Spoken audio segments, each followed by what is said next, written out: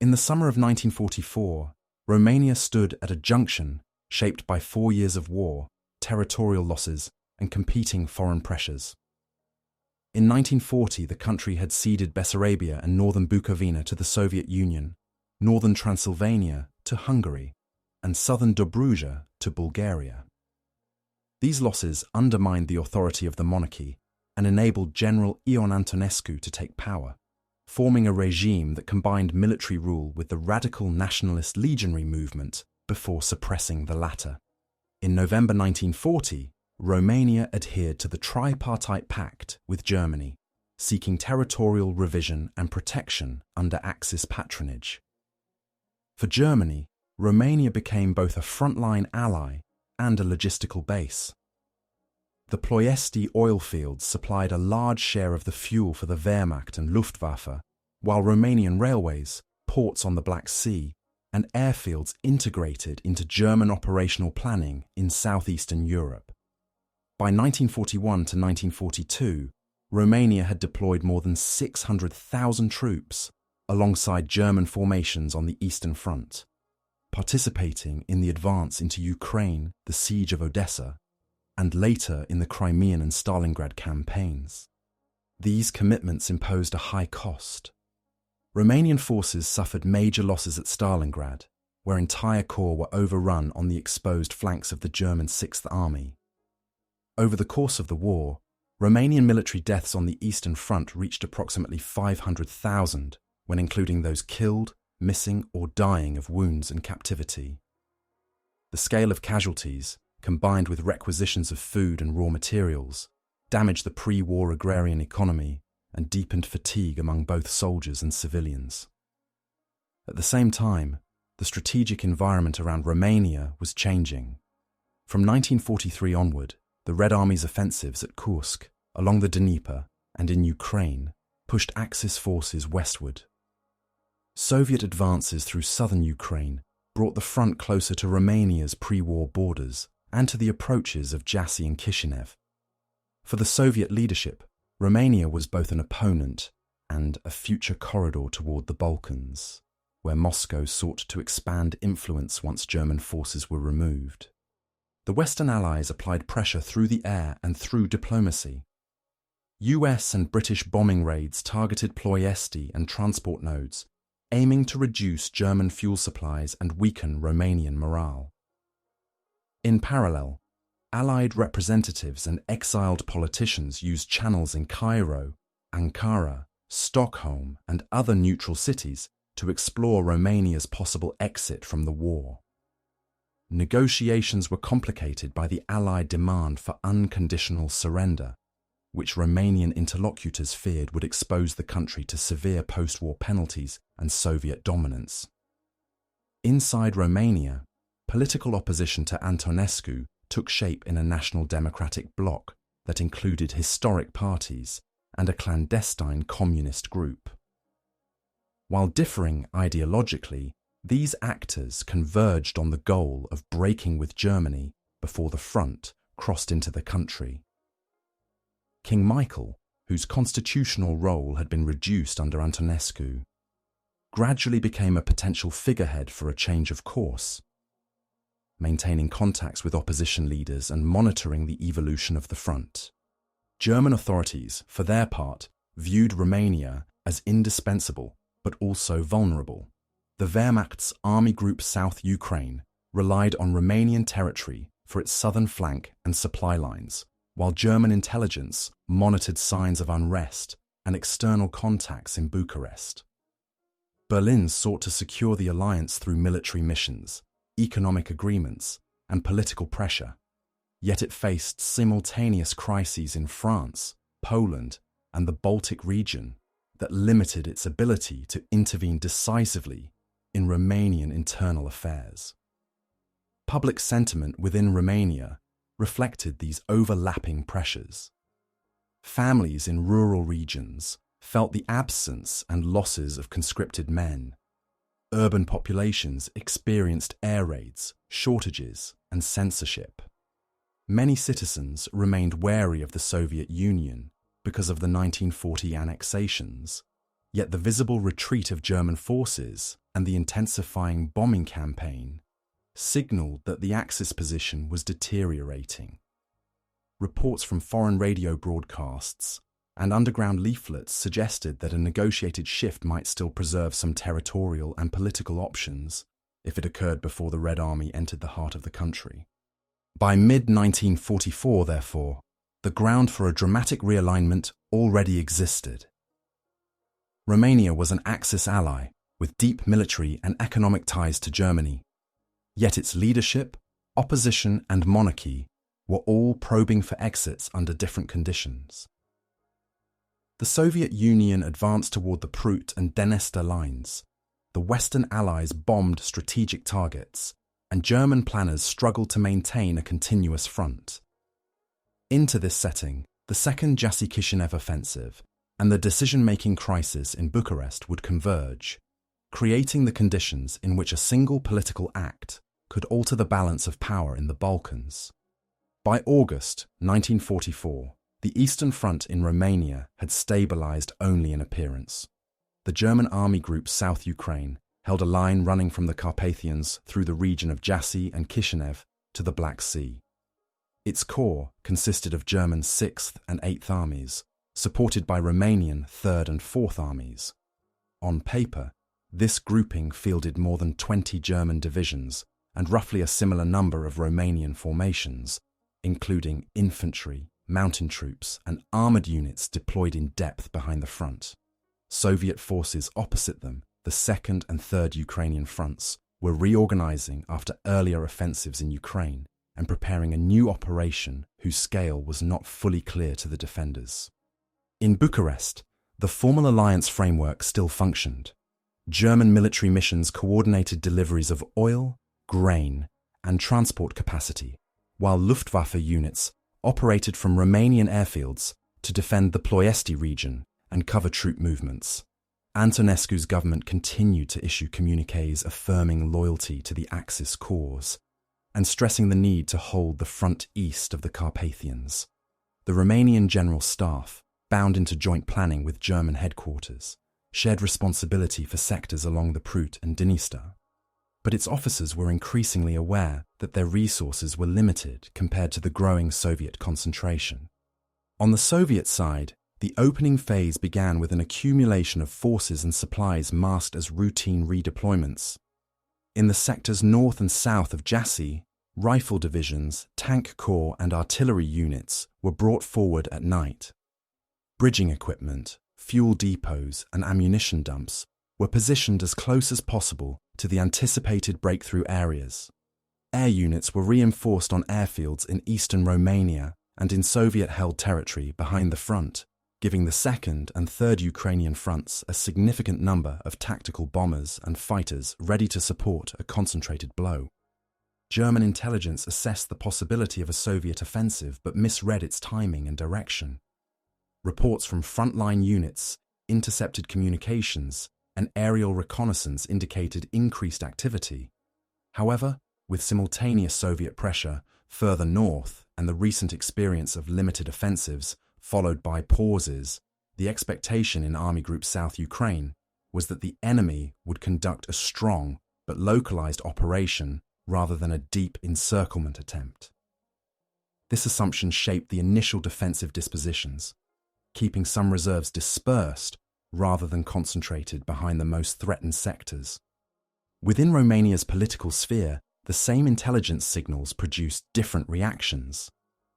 Antonescu interpreted them as confirmation that the front had to be held as long as possible to negotiate from a position that still included organized armies and territory under Romanian control. Members of the opposition bloc, aware through clandestine contacts that the Soviet Union and Western allies intended to demand a ceasefire on defined terms, saw the impending offensive as a narrow window. A rapid collapse could enable a change of alignment, but a prolonged battle on Romanian soil risked severe destruction and a loss of bargaining leverage. The Romanian army's opening posture reflected these tensions.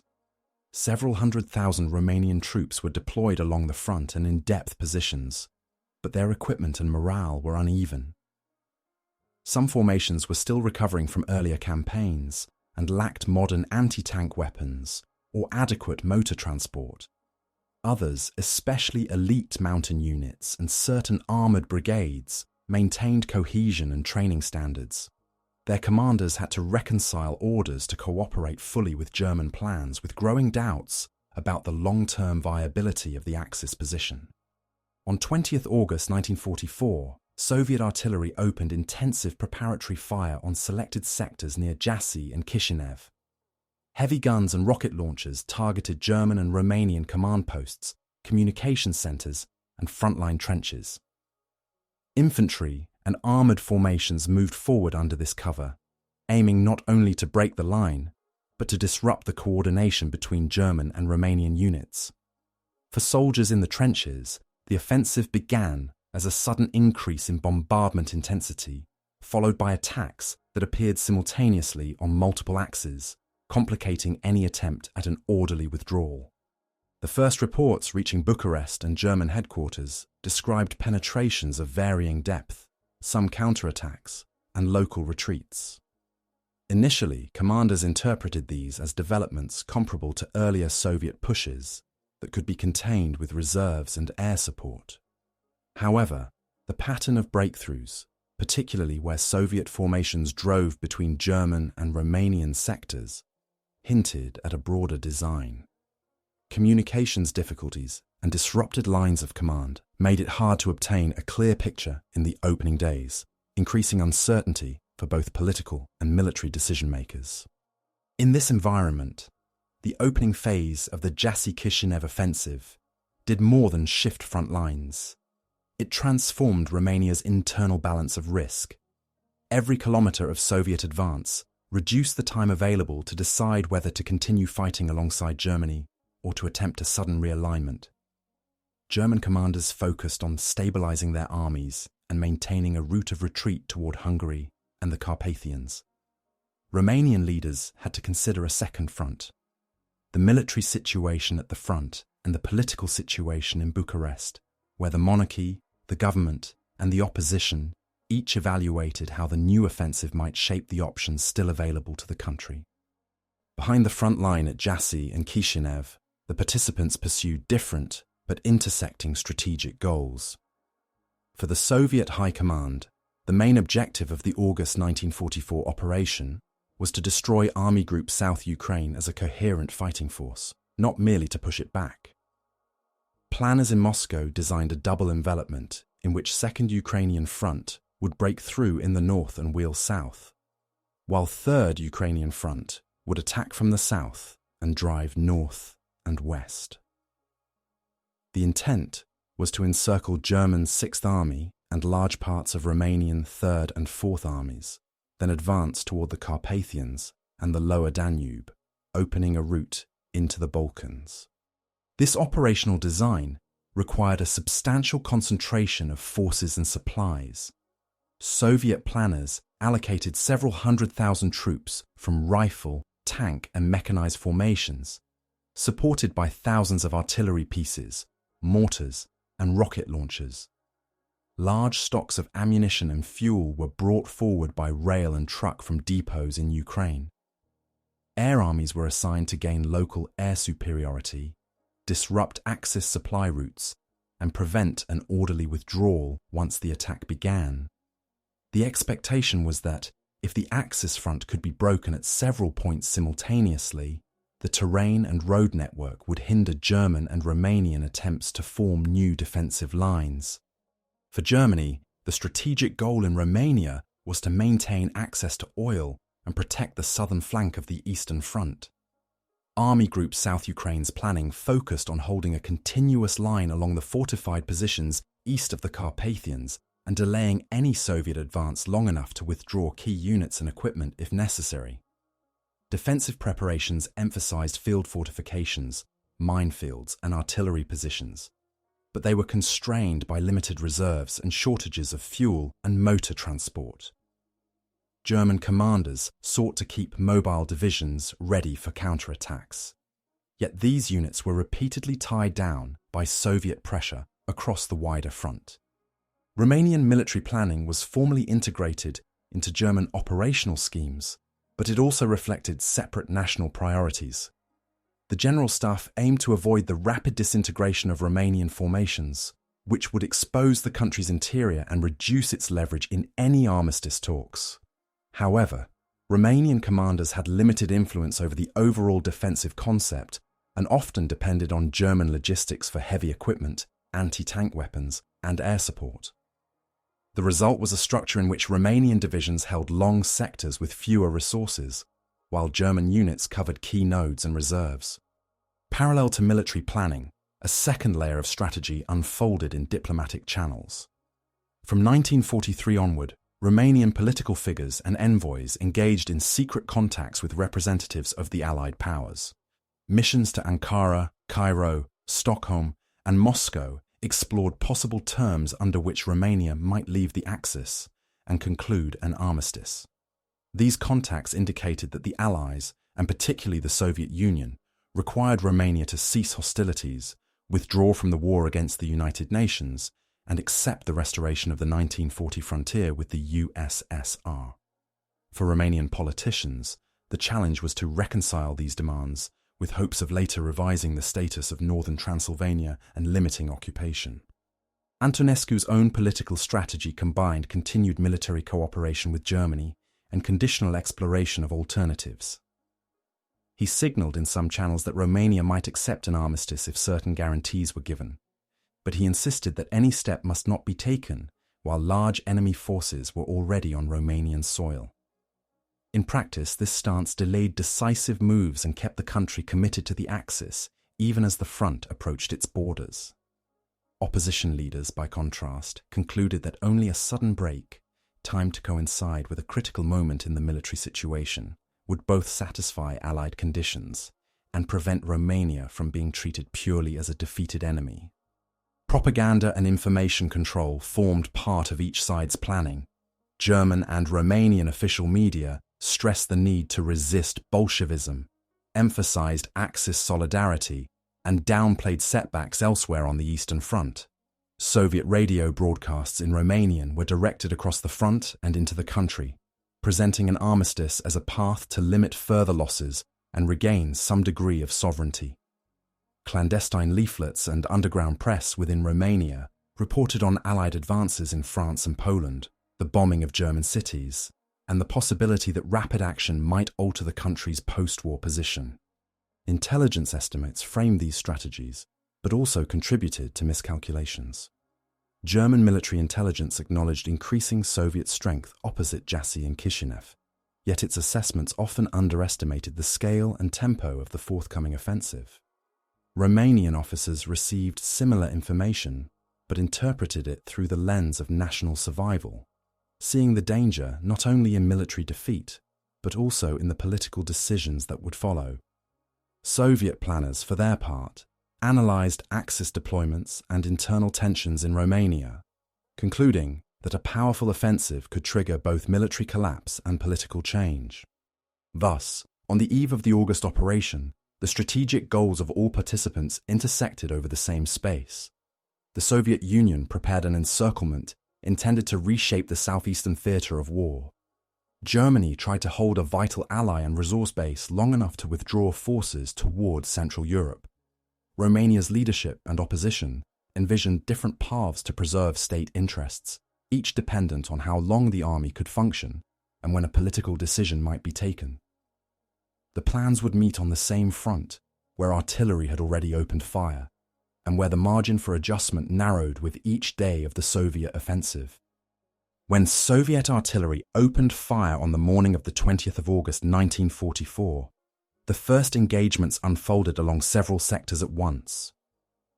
On the northern wing, formations from 2nd Ukrainian Front struck Romanian and German positions east of Târgu Frumos and south of Jassy. Infantry battalions that had held the same trenches for months suddenly faced concentrated barrages from heavy guns and rocket launchers, followed by coordinated attacks by rifle divisions supported by tanks and assault guns. Forward strongpoints, often manned by mixed German-Romanian detachments, found communications cut as field telephone lines were severed and liaison officers could not move across the shell-swept terrain. In the southern sector, 3rd Ukrainian Front targeted the junctions between German 6th Army and Romanian 3rd and 4th Armies near Chisinau and along the lower Dniester. Here, many Romanian divisions occupied extended fronts with fewer heavy weapons. The Soviet plan exploited these thinner sectors, launching infantry assaults supported by armour and close air support against positions where anti-tank guns and reserves were limited. In some places, Romanian units resisted for hours or days, conducting organised withdrawals from line to line. In others, companies and battalions were forced back rapidly when neighbouring units fell away or when Soviet spearheads bypassed strong points and cut roads in the rear. For German commanders at corps and army level, the first reports described local breakthroughs and pockets of resistance. Reserve battalions and panzer grenadier companies were ordered into counterattacks against Soviet bridgeheads and penetrations. These efforts sometimes regained individual villages or ridges, but often encountered numerically superior forces with strong artillery backing. Limited fuel stocks and the need to move along roads already under air attack restricted the number of armoured counterstrokes that could be mounted. Where they did occur, German tanks and assault guns inflicted losses but could not seal all gaps that had opened across a broad front. Romanian officers at the front faced a different but related set of dilemmas. Their orders required them to cooperate with German commands to hold positions. Yet the speed and depth of Soviet advances in some sectors made these instructions increasingly difficult to implement. When adjacent German units pulled back to avoid encirclement, Romanian divisions risked being exposed on open flanks. Some regiments attempted to establish new lines in wooded or hilly ground, using fieldworks prepared earlier. Others found themselves retreating under pressure, with fragmented companies and battalions assembling around improvised command posts. For soldiers in the ranks, the first days of the offensive were experienced through immediate tactical realities rather than strategic calculations. Infantrymen sought cover from artillery. Machine gunners tried to keep firing positions supplied with ammunition, and medics handled growing numbers of wounded with limited transport.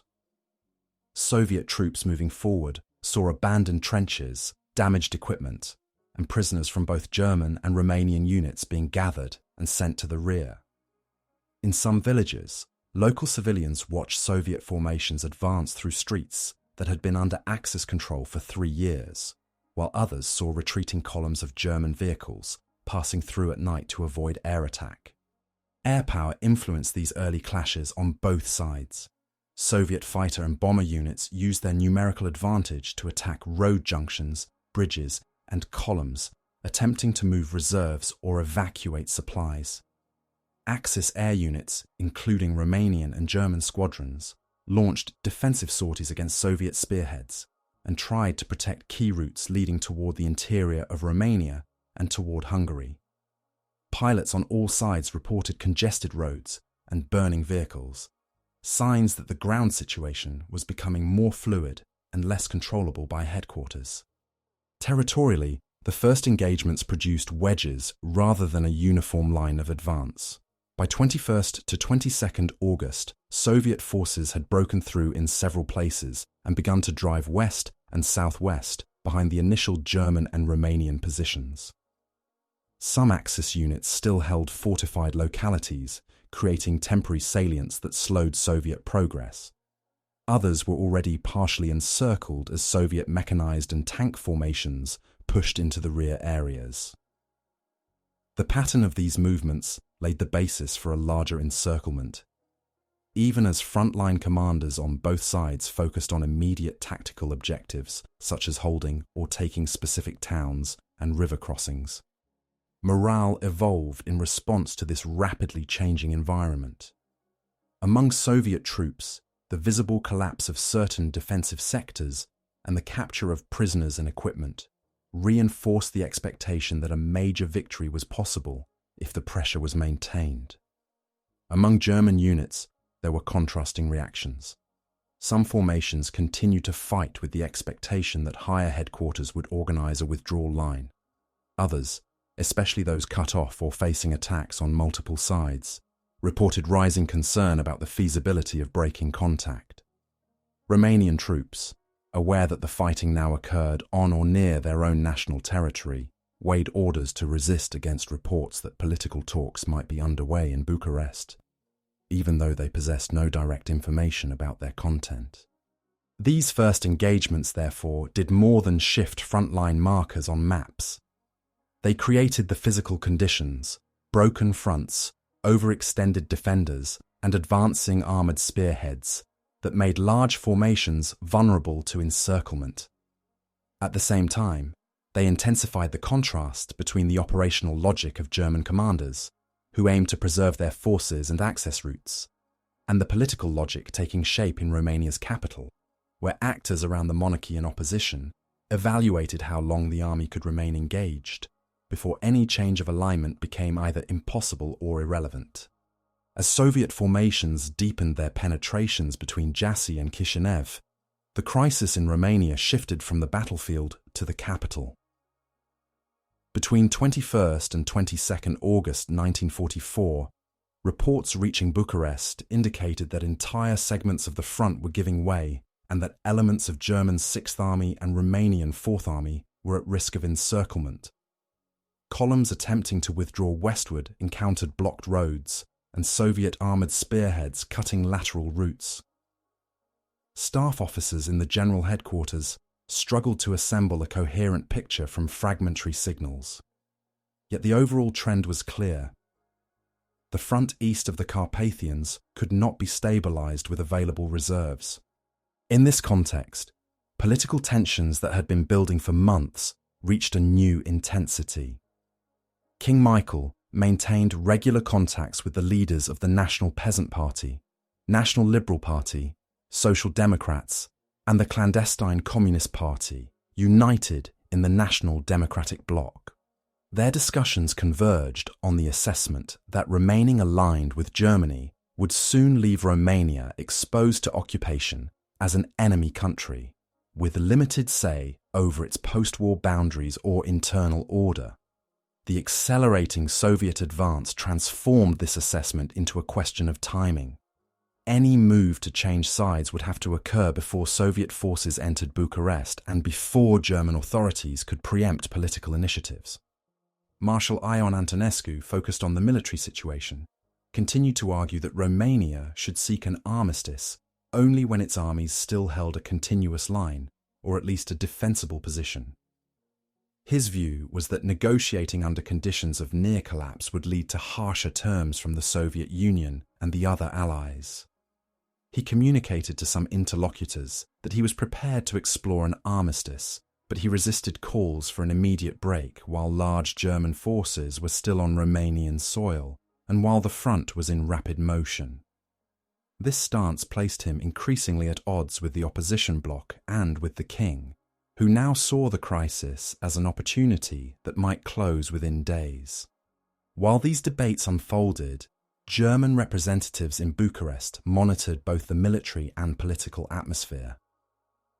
The German ambassador and the military mission received updates on the front and pressed for continued Romanian cooperation, emphasizing the need to hold key lines and maintain security around vital installations such as the Ploiesti oil fields, communication centres, and airfields.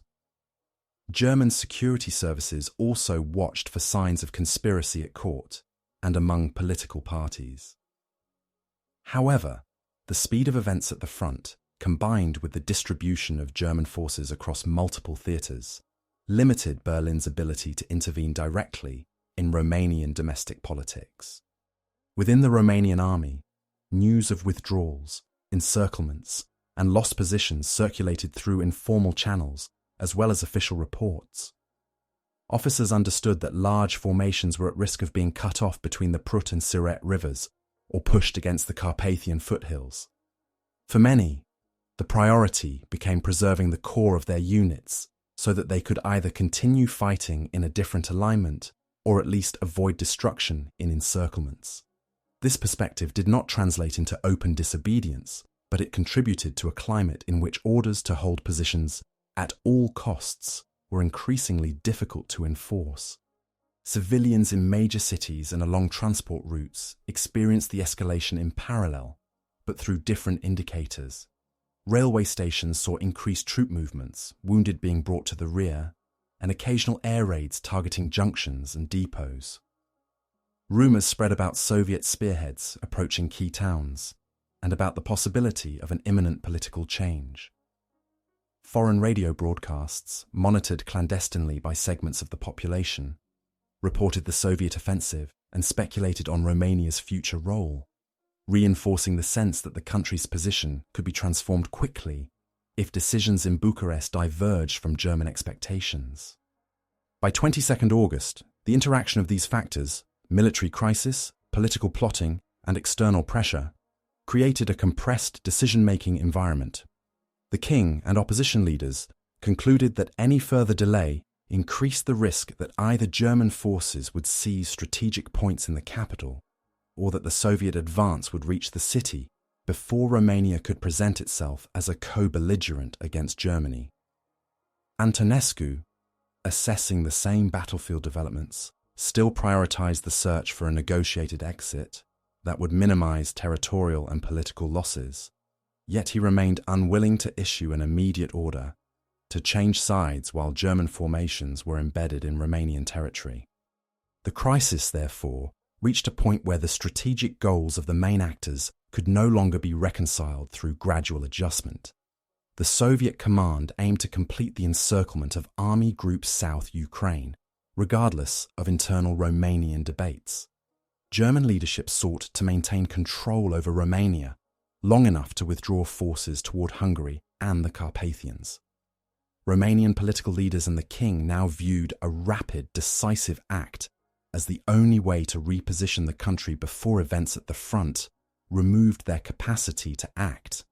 The next step would be taken not on the battlefield, but in the royal palace, where the balance between military assessments and political calculations would be resolved through a single confrontation.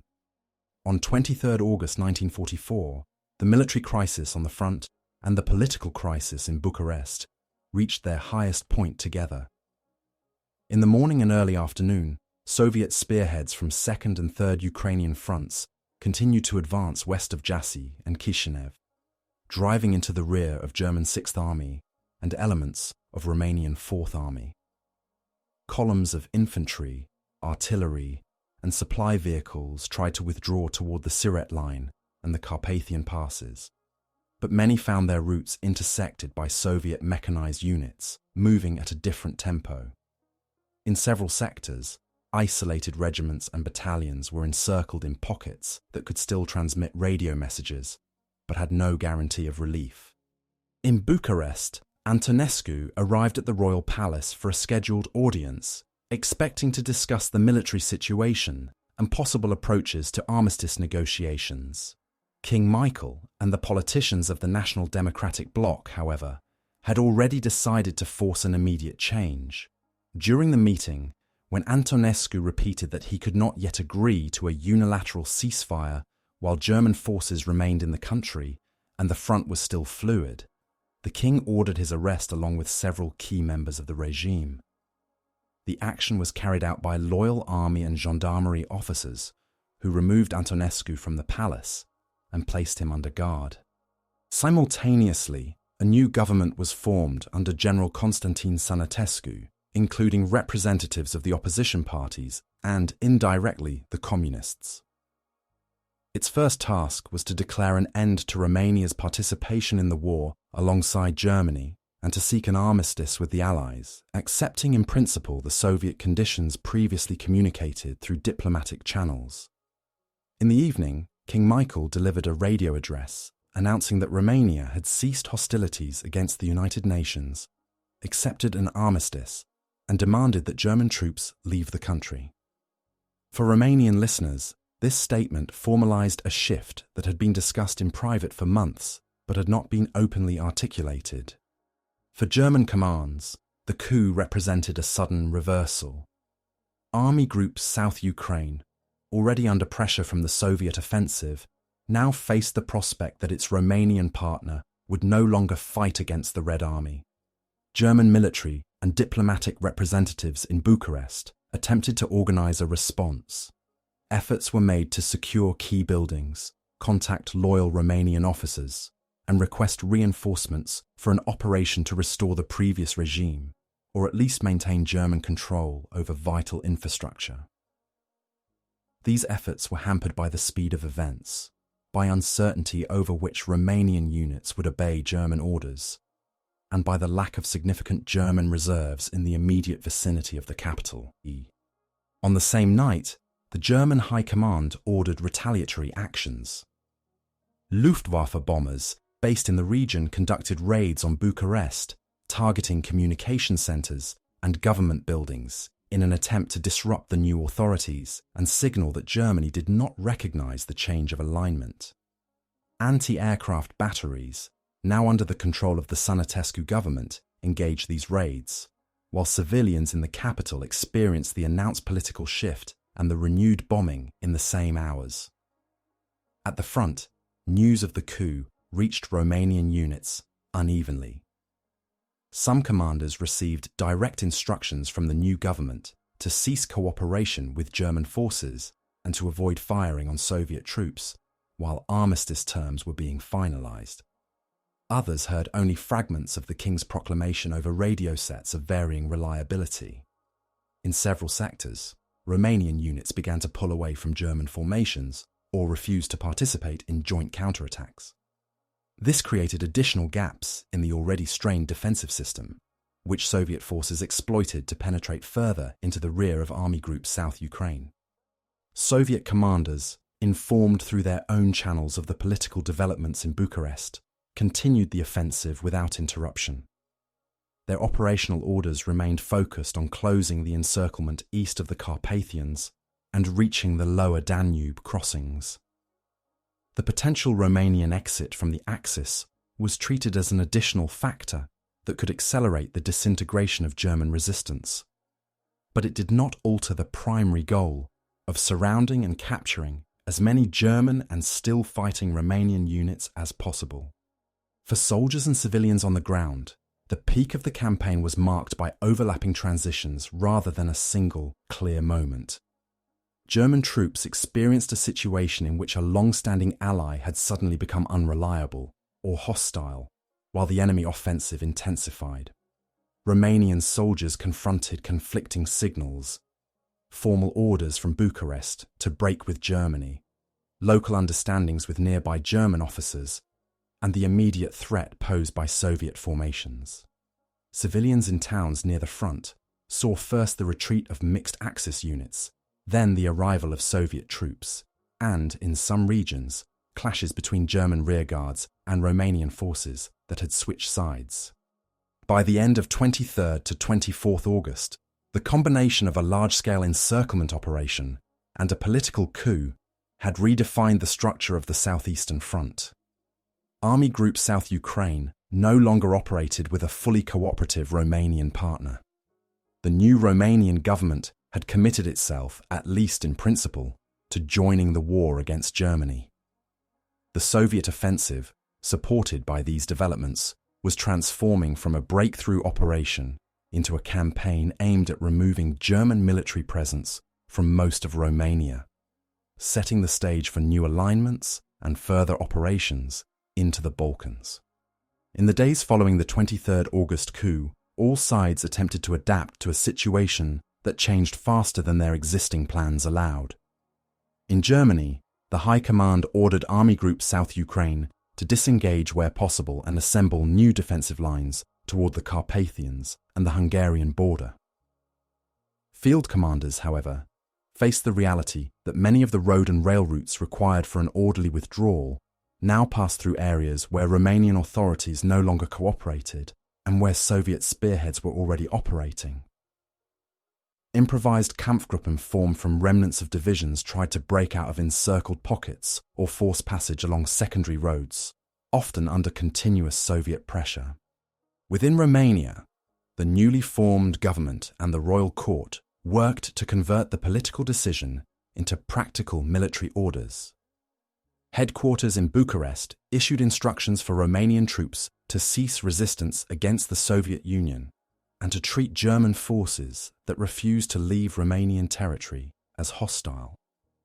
This required a rapid reorientation of command relationships. Units that had fought alongside German formations for years now had to separate from them, reorganize their lines, and in some cases reoccupy positions to prevent German rearguards from securing key crossings or depots. Staff officers were tasked with identifying which units were still intact and could be redeployed to protect cities, railways, and oil fields from possible German counteraction. Soviet commands adapted their operational procedures to exploit these new conditions. While maintaining the momentum of the encirclement around Jassy and Chisinau, they began to dispatch liaison officers and political representatives to Romanian units that signaled willingness to cooperate. These contacts sought to clarify that Romanian forces which ceased hostilities and obeyed new orders would be treated differently from German units still resisting. At the same time, Soviet security organs moved quickly to secure communication centers, administrative buildings, and infrastructure in areas newly entered by Red Army troops, laying the groundwork for a longer-term presence. On the ground, adaptation took varied forms at unit level.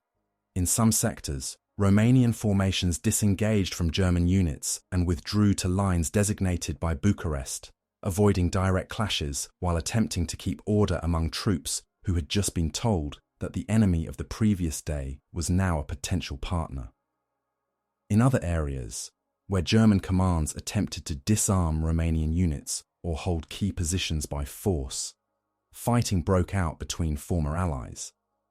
Short engagements occurred around depots, bridges, and airfields, as each side tried to secure transport assets and supplies crucial for its own survival. German resistance also shifted in character. With the prospect of defending a continuous front diminishing, many German commanders focused on extracting as many units as possible from the encirclement and moving them toward the passes of the Eastern Carpathians and the Hungarian plain. Columns composed of infantry remnants, artillery batteries, and support units advanced under constant threat from Soviet aviation and ground forces. Some succeeded in breaking through to the west, but others were halted or captured when Soviet mechanized corps intercepted them on key roads or at river crossings. The changed attitude of Romanian local authorities, who now obstructed German movement or sided with Soviet demands, further complicated these efforts. Romanian adaptation also involved attempts to restore internal order. Police, gendarmerie, and military units in the rear were instructed to prevent looting, protect vital services, and manage the presence of large numbers of retreating or captured soldiers from different armies. The government faced the practical challenge of feeding and housing prisoners of war, while also accommodating Soviet requirements for the transfer of German captives and for secure bases of operation. For civilians, these measures meant that familiar local structures, town halls, constabularies, church networks, had to adjust to directives coming simultaneously from Bucharest and from Soviet field authorities. Among the troops, the psychological adjustment was uneven. Some Romanian soldiers accepted the new alignment as a means to end fighting against the Soviet Union and to bring the war closer to a conclusion on Romanian soil. Others, shaped by years of propaganda and previous campaigns, struggled to reconcile the sudden shift with their prior expectations and experiences.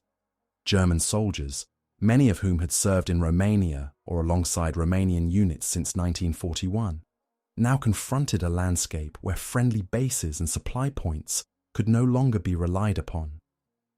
Soviet soldiers, encountering a former enemy that was in the process of switching sides, navigated regulations that distinguish between disarmed Germans and Romanian units, now classified as co-belligerent or neutral, depending on local arrangements. Despite these efforts at adaptation, the structural balance of forces favored the side that could best combine political change with military momentum. Soviet offensives continued to close pockets east of the Carpathians, capturing large numbers of German troops and their equipment. Romania, now repositioning itself, sought to reorganize its surviving formations for future operations against Germany in Transylvania and beyond. Germany, facing the loss of an ally, a major source of oil, and a significant portion of Army Group South Ukraine, had to rebuild a defensive line under conditions that left little time for systematic planning. The resistance and improvisation of troops on the ground slowed, but could not reverse these broader trends. The combined effect of the Soviet offensive and the 23rd August coup produced a turning point that was military, political, and regional at the same time. On the operational level, the encirclement east of the Carpathians closed rapidly between August 24th and 29th. Soviet mechanized and tank corps, driving from north and south, linked up west of Kishinev, surrounding most of German 6th Army and parts of 8th Army, along with Romanian formations that could not disengage in time. Within the pocket, attempts to organize breakout groups met dense Soviet artillery fire and air attacks. Columns that did escape often did so in fragmented form, abandoning heavy equipment to move cross-country. The scale of the loss for Germany can be estimated by the number of formations that ceased to exist as coherent units. Approximately 18 German divisions, including infantry, panzer, and security formations subordinated to Army Group South Ukraine, were destroyed or rendered ineffective. Many divisional headquarters lost contact with subordinate regiments. Some were overrun while trying to direct withdrawals. Tens of thousands of German soldiers were taken prisoner, along with artillery, vehicles, and signals equipment that could not be replaced easily at this stage of the war. The surviving elements that reached Hungary and the Carpathian passes did so with reduced strength and limited supplies, reducing their capacity to form a new defensive line. For Romania, the same days defined the transition from former Axis ally to co-belligerent against Germany.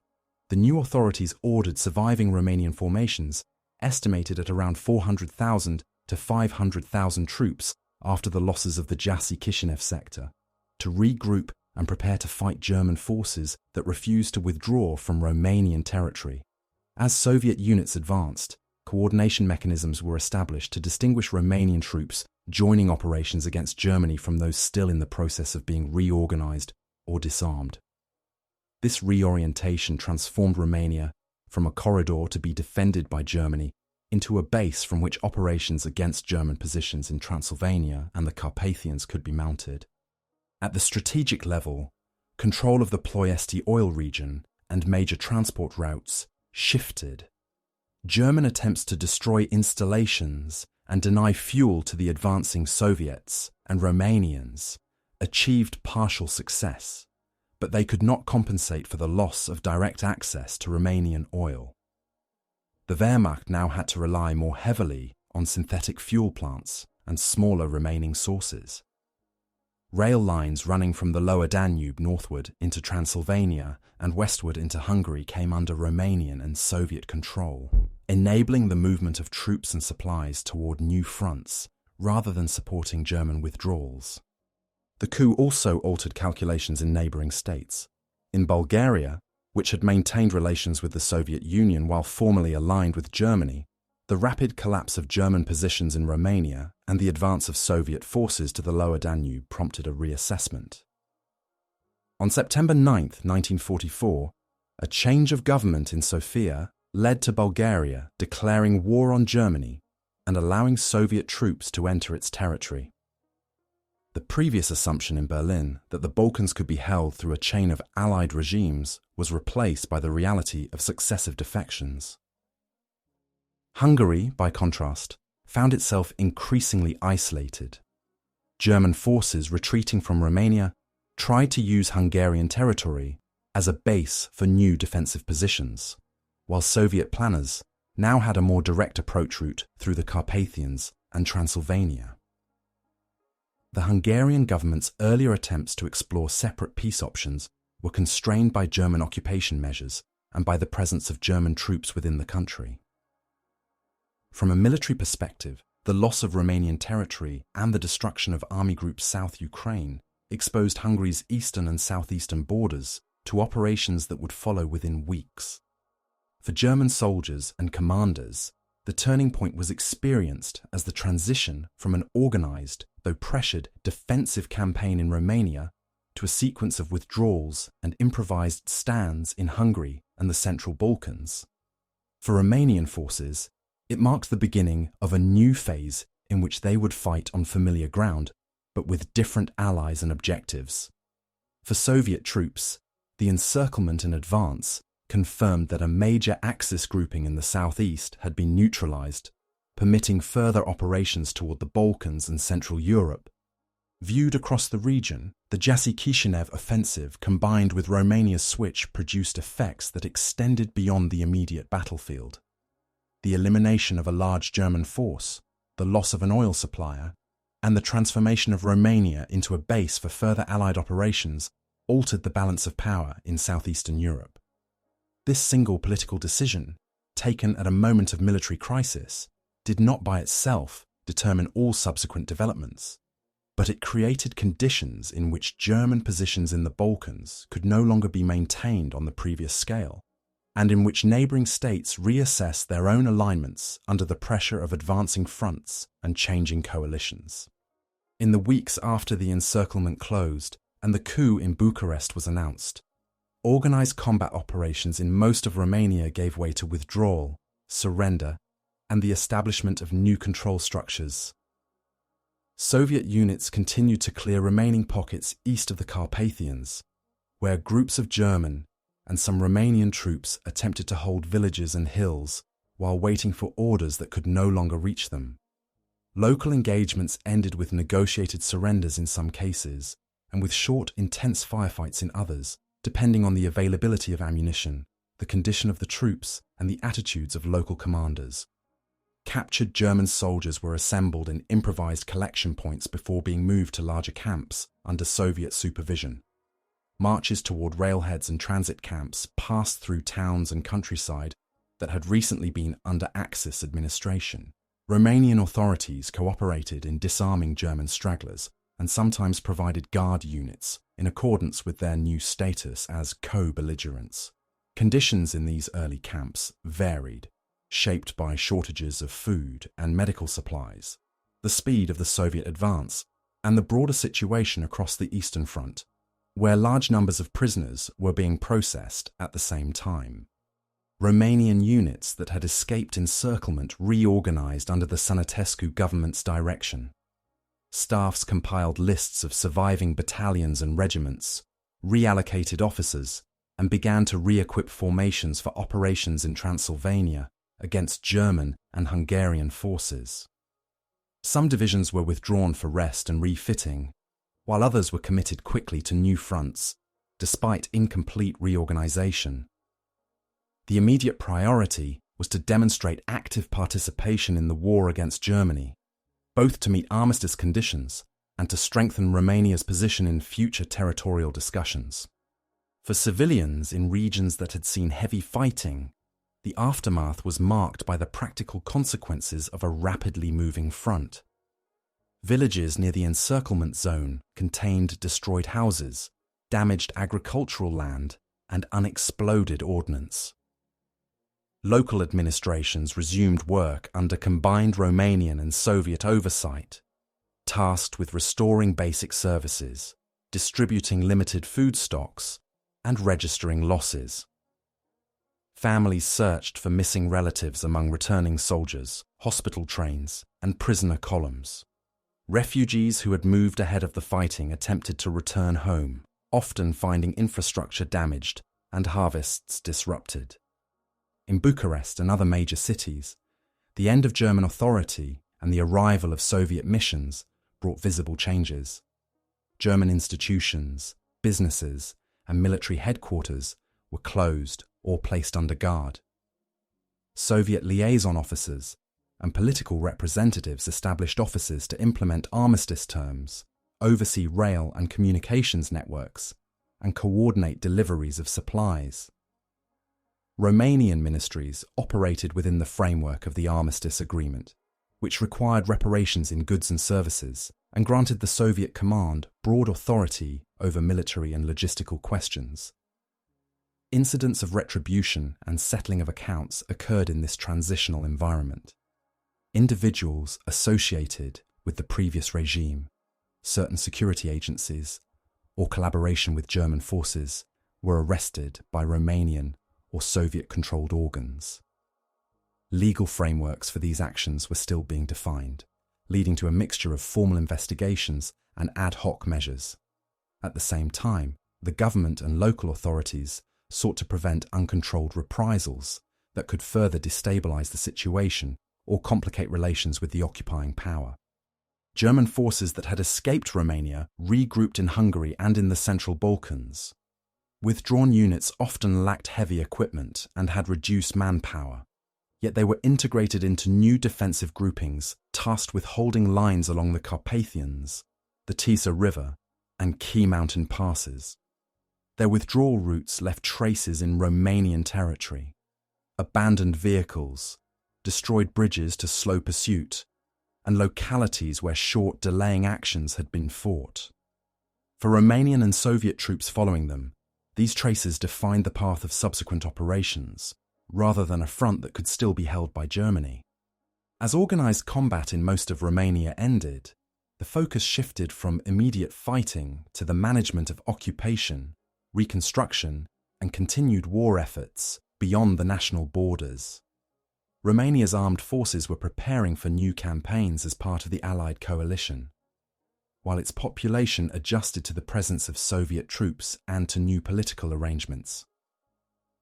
Germany recalculated its strategic options in the Balkans and Central Europe without the support and resources it had previously drawn from Romania. The withdrawal and aftermath phase thus connected the Jassy-Kishinev battlefield to the broader transformation of the southeastern theatre in late 1944. In later assessments of the Second World War, the events of August 1944 in Romania came to be viewed as a junction where a political decision amplified the effects of a military operation. On the strictly military level, the destruction of Army Group South Ukraine and the loss of Romania as an ally removed a substantial segment of German combat power from the southeastern theatre. The Wehrmacht no longer had direct access to Romanian oil and could not rely on Romanian territory as a shield for Hungary and the Central Balkans. Subsequent Soviet advances into Transylvania, Hungary, and toward the Balkans occurred along routes that had been opened in part by the combination of the Jassy-Kishinev offensive and the Romanian coup. For the Balkans, the consequences extended beyond changes of front lines. The rapid German withdrawal from Romania accelerated decisions in Bulgaria and influenced calculations in Yugoslavia and Greece. With German forces under pressure from the north and Soviet troops advancing toward the lower Danube, the German command could not maintain previous force levels in the southern Balkans. Withdrawals from Greece and parts of Yugoslavia followed in the autumn of 1944, altering the balance between German units, local resistance movements, and emerging post-war authorities in those countries. The Romanian switch thus formed part of a wider chain of developments that reshaped the region's political map, even before the war formally ended. Romania's own role in the final year of the conflict also formed part of its legacy. Romanian troops, reorganized under the new government and operating alongside Soviet forces, took part in operations in Transylvania, Hungary, and Czechoslovakia until May 1945. Their participation provided the Romanian leadership with an argument that the country had contributed to the defeat of Germany after August 1944, not only as a capitulating state, but as a co-belligerent. In subsequent diplomatic discussions, especially regarding the status of Transylvania, this contribution was cited as a factor distinguishing Romania from states that had remained aligned with Germany until the end. At the same time, the armistice and subsequent peace arrangements placed Romania within the emerging Soviet sphere of influence. The presence of Soviet troops, the control exercised through the Allied Control Commission, and the requirements of reparations and economic agreements shaped Romania's post-war development. Political parties rearranged themselves under these constraints, and by the late 1940s, a communist-dominated regime had taken power. King Michael, who had played a direct role in the August 23 decision, was compelled to abdicate in 1947. Thus, an act intended in part to preserve the monarchy and regain room for national decision-making led, through the wider post-war balance of power, to a different form of external dependence. In Romanian historical memory, the coup and the switch of alliances became subjects of enduring debate. Some interpretations emphasize the decision as a necessary step to end fighting on Romanian soil, reduce further destruction, and improve the country's position in territorial questions. Others focused on the timing, arguing that earlier or later action might have produced different outcomes, or that the move primarily accommodated Soviet interests. Discussions about responsibility for Romania's earlier participation in the war alongside Germany, the conduct of the Antonescu regime, and the scale of Romanian involvement on the Eastern Front intersected with these debates. The figure of the king, the opposition parties, and the army were evaluated differently across successive political periods. In German historiography and military analyses, the loss of Romania in August 1944 has often been presented as a major setback that combined internal and external factors. One line of interpretation stresses misjudgments by the German leadership, including the underestimation of Soviet capabilities in the Jassy-Kishinev sector and insufficient preparation for a possible Romanian defection. Another emphasizes structural constraints, the overstretch of German forces, dependence on Romanian resources, and limited reserves available to respond to simultaneous crises in France, Poland, and the Balkans. In both cases, the Romanian coup appears as a catalyst that transformed an already dangerous situation into the collapse of an entire army group. Soviet and later Russian accounts have tended to highlight the Jassy-Kishinev offensive as an example of successful operational design, combining concentrated artillery, deep armoured thrusts, and exploitation of political fractures in the enemy camp. In this perspective, Romania's switch of sides is integrated into the narrative as a result of military pressure and as a factor that accelerated the encirclement and destruction of Axis forces. Discussions of the number of German formations lost and the speed of the Soviet advance reinforce the view of August 1944 as one of the major operational successes in the southern sector of the Eastern Front. Internationally, the episode is often framed as an illustration of how a single political event at the right moment can magnify the effect of ongoing military operations. The Soviet offensive alone could have inflicted serious damage on Army Group South Ukraine. The Romanian switch alone could have altered alignments without destroying so many German formations. Combined, they produced a situation in which approximately 18 German divisions were lost in the region, while hundreds of thousands of Romanian troops were reoriented into the Allied camp. This change opened the Balkans to further Allied advances and shortened the period in which Germany could maintain organised resistance in southeastern Europe. Today, the Jassy turning point is studied as a case in which diplomatic negotiations, intelligence assessments, battlefield developments, and internal political struggles converged within a narrow time frame. For military history, it offers an example of how encirclement operations can intersect with alliance structures and state decisions. For political history, it shows how leaders attempted to reposition a country between collapsing coalitions and emerging post-war orders. For societies in the region, the memory of August 1944 remains connected to questions about responsibility, survival, and the limits of choice under conditions defined by larger powers.